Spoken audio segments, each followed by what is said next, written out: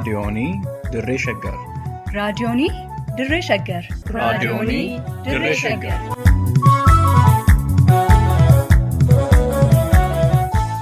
Raadiyoonii Dirree Shaggari. Raadiyooniin Dirree Shaggar torbaan guutuu guyyoodhaan galgalatti sa'aatii tokkorraa eegalee hamma sa'aatii tokkoof walakkaatti dambalii gabaabaa meetir baandii 19 kiiloo heerzii 15,415 irratti qophii dabarsuu hamma jalqaba. Raadiyoonii Dirree Shaggar.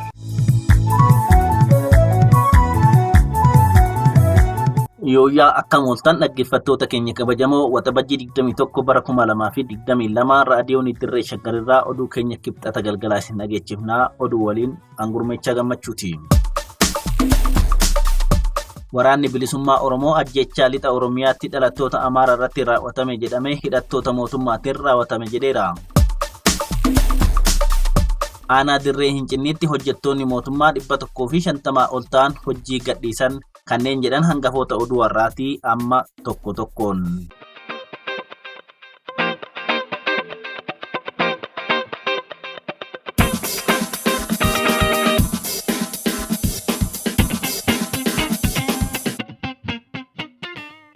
Ajjechaa jumlaa godina Wallagga lixaa aanaa Gimbii ganda toleetti dhalattoota Amaaraa irratti sanbata darbe fudhatameen lubbuun namoota darbuu fi qabeenyi barbadaa'uu waajjirri dhimmoota koominikeeshinii naannoo Oromiyaa hidhattoota ABO shaneeti yoo jedhu dubbi himaan waraana bilisummaa Oromoo Odaa Tarbii ajjechaa jumlaa hidhattoota Amaaraa irratti raawwatame jedhamu haleellaa waraanni bilisummaa Oromoo tibba darbe magaalaa Dambidolloo fi Gimbiitti fudhate hordofuun hidhattoonni mootummaa wayita duubatti dhiyeessan namoota nagaa ajjeesan jedhaniiru. Associated Press maddeensaa magaalaa Gimbii waabeffachuun akka gabaasetti tarkaanfii hidhattoonni waraana bilisummaa Oromoo fudhataniin dhalattoonni Amaaraa aanaa Gimbii ganda toleetti namoonni 230 ta'an lubbuun darbuu yoo gabaasu dubbi himaan waraana bilisummaa Oromoo Odaa Tarbii immoo gama isaatiin ajjechaan kun kan raawwate waraana bilisummaa Oromoon osoo hin taane garee milishaa gaachana sirnaa jechuun mootummaan naannoo Oromiyaa ijaareen ta'uu toora tiwiitarii isaanii irratti ibsaniiru. Viidiyoo ajjechaa garee shororkeessitoota faannoo aanaa Arxummaa Furseetti raawwatan kan toora miidiyaalee hawaasaarra naanna'aa turee fi qaamoleen nageenyaa mootummaa naannoo Gambeelaa dhalattoota Oromoo adda baasuun raawwachaa turan callisee bira darbuu kan filate mootummaan naannoo Oromiyaa ajjechaa dhalattoota Amaaraa irratti raawwatame jedhamu kanaan walqabatee ibsa gaddaa baasuun balaaleffateera. Zagaardiyaan immoo dhimma kanarratti gabaasa hojjeteen mufannaa seenaa fi raafama siyaasaa mudateen Itoophiyaa keessatti walitti bu'iinsi saboota gidduu jiru hammaachaa dhufuu ibseera. Koomishiniin mirgoota namoomaa Itoophiyaa immoo mootummaan haleellaa lammiilee nagaa irratti raawwatamuuf furmaata xumuraa kennuu akka qabu ibsa tibbana baaseen gaafachuunsaa kan yaadatamudha. Daandii namarraatu qindeesse.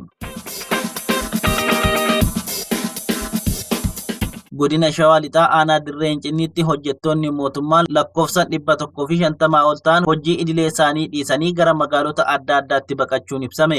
Jiraataan aanaa Dirree Hincinnii tokko waxabajjii 20 bara 2022 raadiyoon Dirree Shaggaritti akka himanitti diigamuu caasaalee mootummaa aanichaa hordofee hojjettoonni mootummaa seektara garaagaraa irra hojjetan kanneen lakkoofsi isaanii 150 ol ta'an hojii isaanii idilee gadhiisanii gara magaalota gurguddootti baqachuu ibsaniiru. Sababii gandoonni aanichaa hedduun waraana bilisummaa Oromootiin qabamanii jiraniif hojjettoonni waraana waliin lolanii akka gadhiisisanii fi caasaaleen mootummaa diigaman deebisanii akka ijaaraniif dirqamni kaabinoota sadarkaa adda addaarra jiranirraa itti kennamuu hordofanii ifatti diduu waan sodaataniif hojjettoonni kunniin hojii gadhiisanii baqachuu raadiyoonii Dirree Shaggaritti himaniiru. Gandoota baadiyyaa aanaa Dirree Hincinnii hunda keessatti caasaalee diigaman deebisanii akka ijaaraniif tokkoon gandootaatti hojjettoota 40 waraanaan dabaaluun bobbaasuu kan himan maddi keenya gandoota muraasa keessatti hojjettoonni fi kaabinoonni muraasni waraana bilisummaa Oromootiin booji'amuu gaafa arganii fi dhagaan hojii gadhiisanii gara magaalota gurguddaatti akka baqatan maddi keenya ibsaniiru. Yeroo ammaa hojjettoonni mootummaa kamuu gara gandoota baadiyyaa deemanii caasaalee mootummaa diigaman deebisanii ijaaruu irratti hirmaachuu waan didaniif mootummaan bilxiginnaa rakkoo hammaataa keessa seenee jiraachuun maddi keenya ragaa ba'aniiru.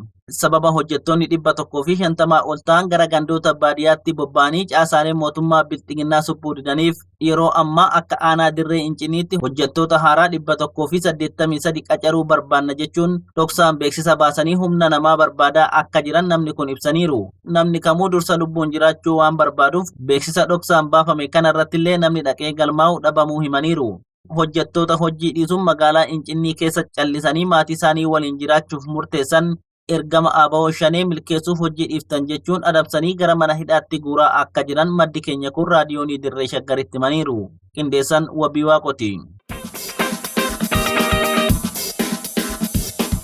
Oduu keenya ittaanuun gamtaan Awurooppaa sarbamni mirga namoomaa akka fooyya'uuf mootummaa Itoophiyaa irratti dhiibbaa uumuu akka qabu jaarmiyaan mirga namoomaa Human Rights Watch gaafateera. Jaarmiyaan mirga namoomaaf dhaabbatu Human Rights Watch xalayaa caamsaa 26 bara 2022 gamtaa Awurooppaa fi miseensota gamtichaaf barreesseen hidhaan yeroo dheeraaf Oromiyaa keessatti taasifamaa ture gara naannolee biyyattii birootti babal'achaa jiraachuu beeksisuu yaadachiisuun gamtaan Awurooppaa michummaa Itoophiyaa yoo barbaade biyyattii keessatti mirgi namoomaa akka fooyya'uuf mootummaa Itoophiyaa irratti dhiibbaa uumuu akka qabu gaafateera.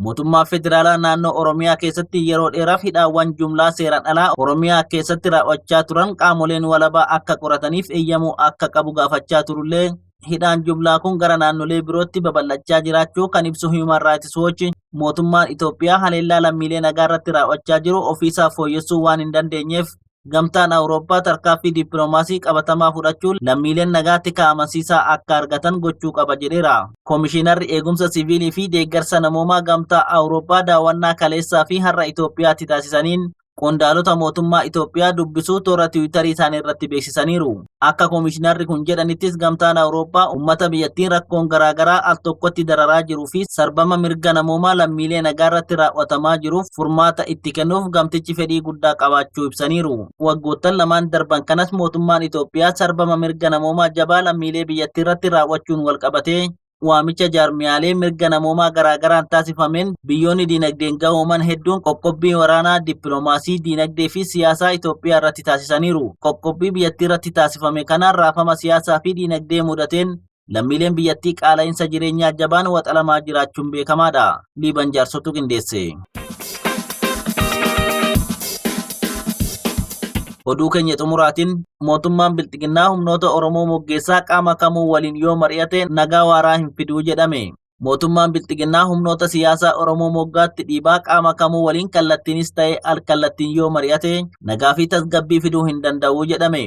Namni nageenya isaaniitiif eenyummaa isaanii ibsuun feene tokko guutummaa biyya kanaa keessatti mootummaa federaalaa fi humnoota hidhatan gidduutti walwaraansi gaggeeffamaa osoo jiru mariin addatti humnoota TPLF waliin dhoksaatti godhamaa akka jiru quba qabaachuu himanii adeemsichi sirrii akka hin taane ibsaniiru.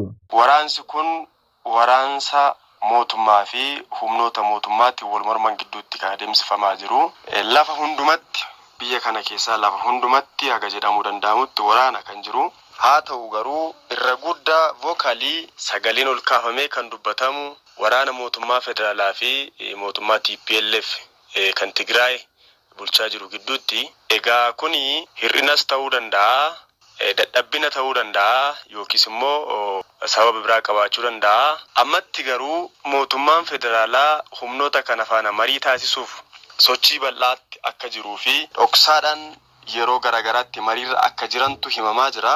Afaanuma duraan waraana labsaa turaniin amma immoo ni mari'anna jechuun gaarii ta'uu kan himan namni kun humnoota naannolee adda addaa keessatti qawwee hidhatanii lolarra jiran hirmaachisuu dhiisanii garee TPLF waliin qofa ni mari'anna jechuun bu'aansaa tokkollee natti mul'atu jedhan. Gara mariitti deemuun isaanii gaarii otoo ta'ee jiru. Haa ta'uuti immoo humnoonni wal waraansatti jiran TPLF qofa akka hin taane of gaafachuu nama gaafataa jechuudha. Ammatti potentiaalii mootummaa federaalaa faana akka wal waraanaa jiran humnoonni Oromiyaa keessaa jiru, humnoonni naannoo Amaaraa keessaa jiru, kan Beenishaangul jiru, kan Gambeellaarree ni jiru. Addatti TPLFin baafatanii isaan faana ni mari'anna yoo jedhan gaarummaan isaa badaa natti hin mul'atu, guddaa ta'ee natti hin argamu. Keessumaayuu akka Oromootti humnoota Oromoo moggaatti dhiisanii qaama kamuu waliin mari'achuun tuffii fi jibbiinsa uummata Oromoof qaban calanqisiisa kan jedhan namni kun wayita dirree lolaa Oromiyaa ta'ee jirutti humnoota TPLF waliin qofa marii goona jechuun bu'aa homaatuu hin qabu jedhan.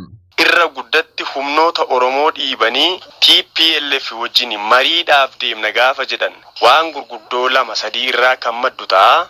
Keessaayyuu jibbinsa ummata Oromoo fi humnoota Oromootiif qaban irraa kan maddu, tuffii humnoota Oromoo irraa kan maddu, akkasumas gad-aantummaadhaan ilaalamuu Oromoo fi uummata Oromoof qaban irraa maddanii waraanni guddaan, lolli guddaan, jeequmsi guddaan osoo Oromiyaa keessa jiru TPLF waliin malachuun waan gaarii ta'ee natti mul'atu. Keessumaa Oromiyaa keessatti sababa wal waraansaatiin kisaaraan guddaan namaa fi qabeenya ragaa osoo jiru waraana gidduutti dhiigni lammiilee nagaa osoo dhangala'aa jiru akka waan nagaan jirutti humnoota TPLF waliin qofaa mari'achuuf sochiin mootummaan bilxiginnaa taasisaa jiru sirrii miti jedhan. Inumaayyuu uummanni Oromoo sirnicharraa abdii kutatee qabsoo akka jabeessu godhaa jedhan. Muuxannoo sirnoota darbanirraas yoo kan hubatamu ta'e uummata Oromoo fi jaarmiyaalee siyaasaa Oromoo qarqaratti dhiisanii marii fe'an yoo godhan nagaan biyyattii keessatti dhufu tokkollee akka hin jirre namuu beekuu qabaa jedhan. Ammatti kisaaraa guddaan kan deemaa jiru Oromiyaa irratti, ajjeefamuun hiraarsi guddaan kan deemaa jiru Oromiyaa irratti, yeroo kanatti dirmannaa dhabe, boqonnaa dhabe, halkanii guyyaa kan hiraarfamaa jiru uummata Oromoo bakka ta'ee jirutti humnoota Oromoo moggaatti dhiibanii TPLF waliin mari'achuun walumaa galatti biyya kanaaf nagaa fiduu osoo hin taane irra caalayyuu uummanni kun abbaa akka hin qabne, mootummaa akka hin qabne, mootummaan kun maqaa Oromootiin haasochuu malee mootummaa Oromoo akka hin taane hubatee irra gudda akka fincilu, irra gudda challenge resist akka godhuuf waan karaa saaqudhaa. Nagaan garuu argamuu hin danda'u. Uummata Oromoo moggaatti dhiibanii, jaarmiyaa Oromoo waggaatti dhiibanii, Oromoo alatti gatanii Oromiyaa keessatti waraana labsaa biyya kanaaf nagaan dhufuu danda'u tokkollee akka hin jirre namuu hubachuu qaba. Sirriitti beekuu qabu. Qindeessan Wabii Waaqooti. Hayyee dhaggeeffattoota keenya kabajamoo oduu namaaf qabanne kanuma qophii keenya ittaan waliin turtii gaarii qabaadha.